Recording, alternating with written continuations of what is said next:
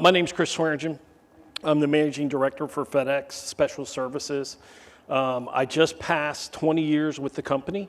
I'm no longer a newbie, believe it or not. That is the mark. A company, 50 years old. We have still a lot of people that have been there 30, 45 years, including our founder, our chairman, Fred Smith, who was the innovator behind FedEx. So today, I'm going to kind of talk you through, not a lot of slides on FedEx, just giving you some background, connecting our physical network with our digital networks, the innovation and technology that we've done, and then FedEx where now meets next, which is where we're heading with our technology. So just a couple cool little facts: 705 planes, 220 countries and territories that we serve, over 500 million daily tracking requests. We're over 500,000 employees. We have 5,000 facilities around the globe. And this is the one that is still to this day, amazes me: 16 million shipments a day and 200,000 motorized vehicles. So just to give you a little level set on FedEx. So what's happening now? Well, it's called Network 2.0. What we're doing is I don't know about you guys, but in my neighborhood, I could see sometimes 3, 4 trucks saying FedEx Ground, FedEx Freight, FedEx Express, all coming to my door at the same time. Well, there were several reasons why we kept the network separate, but now we are in the process of combining them and also using our Drive initiative to take $3 to $4 billion out of our cost structure. And part of the way that we're doing that is consolidating us into one network. And so by doing that, it's one truck, one neighborhood, so that you no longer have the carnival of FedEx trucks that are coming into your neighborhood. This reduces the number of stations we need. This reduces our footprint, which is good for the environment. And it kind of really optimizes where we're trying to go. And really it simplifies and enhances what we do each day. But now let's kind of get to the cool part. So this first quote, and I will tell you, I've been very fortunate to meet Mr. Smith and spend some time with him over the years. Ironically, I started the NASCAR program for FedEx. So, one of the cool things about FedEx is you can reinvent yourself several times over. And you'll see throughout this presentation where that has happened. But the best one is the information about the package is as important as the package itself. 1977, so to put that in perspective, I was 10, so I just gave away my age. But the Betamax was the latest and coolest invention. Post-it notes had just been invented. Voyager 1 and Voyager 2 were our first deep space exploration, and this little company called Apple came out with Apple II, and another company brought the Commodore to us. So imagine him saying this in 1977, having the foresight to say that, and the joke is, well, why did it take us so long to bring this to fruition? But in fact, he is that kind of a visionary. And then the next one, that he did right before he retired as CEO was, if you're a business and you don't innovate, you're in the process of commoditization or extinction. And so he, even to this day, as chairman, is actively involved with the company, actively pushing us to be on the bleeding edge of technology. Our former CIO, Rob Carter, was one of the kind of masters of doing that, and we'll walk through some of the inventions that they did. But it's really about if you got to constantly be changing, you got to constantly be growing, and you got to be looking at what's next. So for 50 years, we built probably the premier physical network to transport goods across the globe. I imagine everybody here has used FedEx at some point or the other, so I think you're pretty familiar with this. But across our assets, we generate a petabyte of data every day. Well, with that petabyte of data, you've got to take advantage of that. And so that's what we've been doing over the last 5 to 6, 7, actually through our whole history, but really focusing on the data over our last decade. And so driving innovation is what we do. And so I'm going to spend a little bit of time on this slide because it's kind of interesting, some of these innovations that we came up with. FedEx.com tracking. was basically a gentleman that I worked with for many years, that's now retired, walked in. It was the old green screen, had a little label right there. He said, he went to our CIO, Rob, he says, hey, type in this tracking number. And he's like, okay, and so he types it in, and all of a sudden the tracking data appears. So we were the first company to bring tracking to the forefront, and we continue to evolve it, and you're gonna see some of the things that we're doing with it now. The next one is DADS, Digitally Assisted Dispatching System, one of the first cellular networks in the world. We stood up back in the early 80s. And you say, okay, that's great. What's so significant about this? Well, it allowed us to talk to our to our drivers, to our dispatchers, and to make the network more efficient. I think the coolest thing that most of us don't know that what they did with this is, so we built these networks all around the country. And so when Katrina hit New Orleans, there was no communications. So we went and found the gentlemen and ladies that invented DADS, as it's affectionately called, and they basically cranked up the cellular network in New Orleans on the top of buildings that had been asleep for years. And really for the first several days, weeks, even months, this is how they communicated in and out of New Orleans, because there was no infrastructure left, as we all unfortunately know, with Katrina. So, one of those things that most people don't even have a clue about that we do. And so it's really interesting and very proud to work for a company like that. The next one is the one that's most probably near and dear to my heart, and that's SenseAware. I started with that product in 2007, fresh out of NASCAR. And the reason I ended up going to our innovation department is I did have a background of starting my own business, startups, so that's what they were looking for. And it was funny, I was listening to the previous speakers talking about geofences. We have 3 patents on geofences. I'm fortunate enough to be on one of them, which is a time-based geofence, which basically says, I want my package to be at the convention center at 11:30 today. If it's not there, I need to know. And you know what? I can't sit around and look at the computer all day and do that. So what we did is we put a geofence based on time, that if it didn't cross into the geofence here around the convention center, you get an alert. So the way it works, and I kind of jumped ahead of it because I forget, is the bigger one is mobile-based, the smaller one is Bluetooth. If you think the chiclets, that's about how big it is. And I'll explain that one in a minute, but the original, since we're mobile, does all of your GPS locations. If we can't see GPS, we use algorithms to find cell phone towers, and then we triangulate to get to the locations down to about 10 to 15 meters, depending on the strength. And so then we have temperature, barometric pressure, also light alert. Hey, it's 3 in the morning, my package has been opened, and no, it shouldn't be open. And we actually stopped, I can't name the company, we actually stopped the theft on the interstate in New Mexico when they opened the back end of the trailer and the light alert went off. And when the light alert went off, we immediately knew that there was an issue, and the people that were monitoring this were the ones that sent the police, and we saved the truck, which had about $15 million worth of goods on it. So SenseAware has been around since 2007. It was launched in 2011. The 4th generation device you see up there has been around for 4 years, and we haven't replaced it yet because it's still the best in the business as far as reliability and accuracy. So a very cool tool. The smaller one, the Bluetooth one, we've built the infrastructure throughout our network, 220 countries, to be able to see this. Now, with Bluetooth, I think everybody in the room knows you got to have a mother to tell where it is. So we use the Wi-Fi connectors to be able to tell where it is within it. And so now all of our international priority freight has these little devices on them so that we can see within our own network where a piece of freight is, so that we can obviously get it to where it needs to be when it needs to be there. And so that one continues to expand. Eventually you'll see it on almost every one of our packages.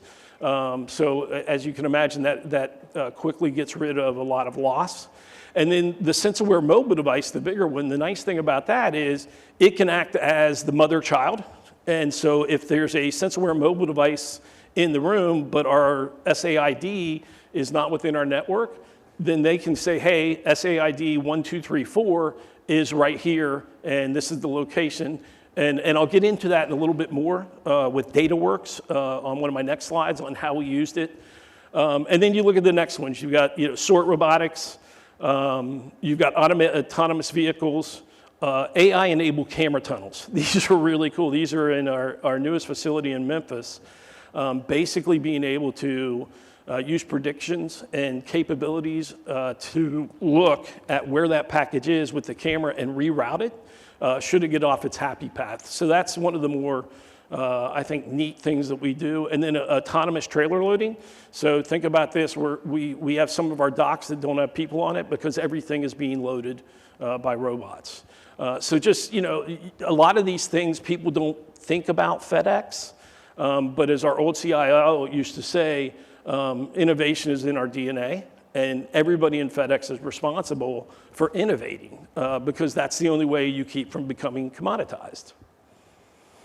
So where are we going next? Well, robotics, blockchain, AI, and really making an intelligent supply chain. And I'm going to give you a couple of examples of the intelligent supply chain, which are some of our more cutting edge stuff. Expand data and insight. So what we're doing is we've got all this information about the package, and now we're finally using it, not finally, but now we're using that data to get predictive and to use AI to help us route packaging. And it's really about building that digital intelligence portfolio and giving us better decision making.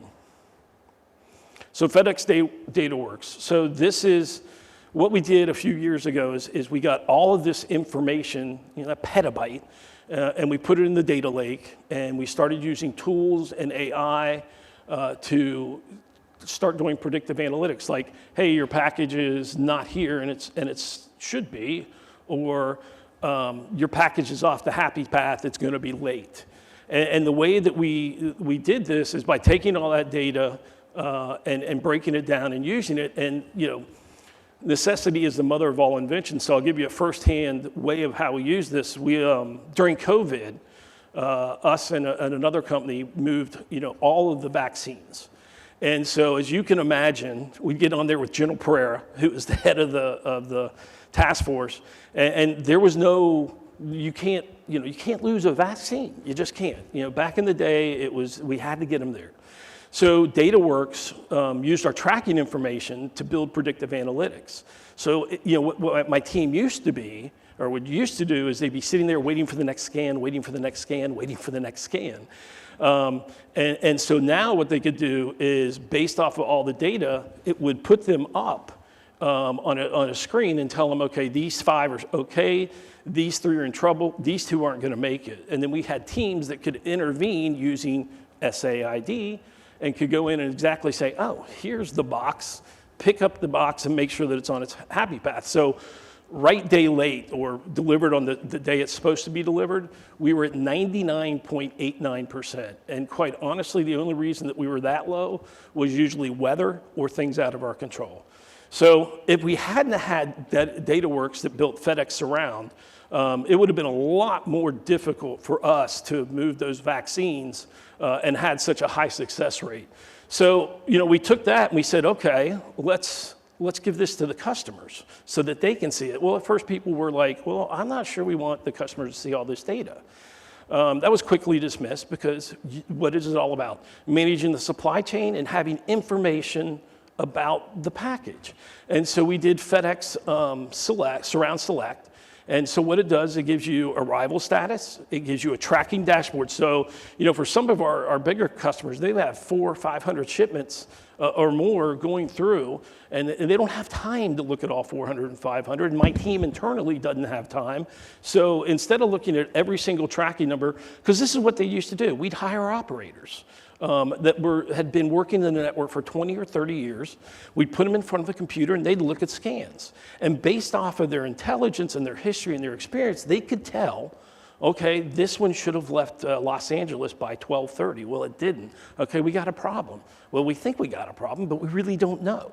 So they'd have to wait for the next scan to come up to see where it was. And so you'd have a 3, 4, 5 hour lag, especially if it's on a plane or it got scanned. and put into a plane, or did not get scanned and got put into a plane. And so the team would sit there and they'd use their expertise to say, okay, this one's at risk, this one's at risk. Well, that was great when my team was only doing 2,000 to 3,000 shipments a day. But when you jump to 40,000 shipments in a day, that model doesn't work. You can't put enough bodies out there to do it. So what we did is DataWorks came up with Surround, and we were able to take a look at those shipments, and we could categorize them, and we can today. We continue to use it, and we can rescue shipments because they're predicting when they're going to go off the path. So if a plane hasn't left, let's say, LA by 3:30, or it hasn't pushed back by 3:30, we know based on the history and the analytics and the AI that plane's not going to make it on time. So you have to do something once that plane lands to make sure that those packages get moved. So that may be expediting the unloading. They also know everything that's on that plane. So they know which packages to get and get them off quickly and get them on and try to recover. So giving that visibility and that ability to use the predictive delay status and manage your risks is really kind of a game changer for both us and our customers. So the next one, and this is extremely new, it just came out of beta. This is called FDX, FedEx FDX. And what it is at its most simple thing is an end-to-end way for our customers to manage their supply chain. So you see up there, there's the screenshot that they see. It tells them, okay, what my amount of sales are, what is moving through the system, what is on time, what is not on time. And then they can use this to give it to the customers as well, let them have the data to say, hey, your package is on time, your package is due to be delivered at 10, your customer should be happy. Oh, they want to return it? We have an automated system that will allow the label to be printed and sent to your customer. And then the second that we scan it and pick it up, you can start the credit process so that the customer can get their money back. It optimizes fulfillment by using all of this data to tell people where, what needs to go when and where. And it really, that streamlining of returns has probably been the biggest success. It is just out of beta. It's really dedicated for e-commerce and retailers at this point. But as I've learned over 20 years, if we can find another use for it, for another customer, we absolutely will do that. And so we'll continue to expand on this. Again, came out of DataWorks, the same people that brought us around. So a pretty cool group, to say the least. And then I'm not going to read all of this, but basically, it's one of our customers at Z Supply just saying, hey, this is great. It gives us the best shipping method to use. It helps us with our conversion and our revenue because they can see all the data in real time and they can use the predictive analytics in the model to help see which customer is going to want what. And so it really gives them that end-to-end ability to manage their supply chain. And then this one, since this gentleman is retired, so we're not allowed to name his name anymore. But basically what he said is, look, there's all this information and all this data that's coming, and yeah, we started tracking, but that's not enough for the future. And this was 3 years ago that he said this. He goes, we've gone from being able to look at what happened to what is happening to predictive analytics about what is going to happen. And so as we move forward at FedEx, we'll continue to be on that kind of cutting edge of predictive analytics and giving the tools to our customers to make their business more efficient as well. So we connect people and possibilities around the world. That's what we do, and that's kind of our goal. So with that, I'll say thank you.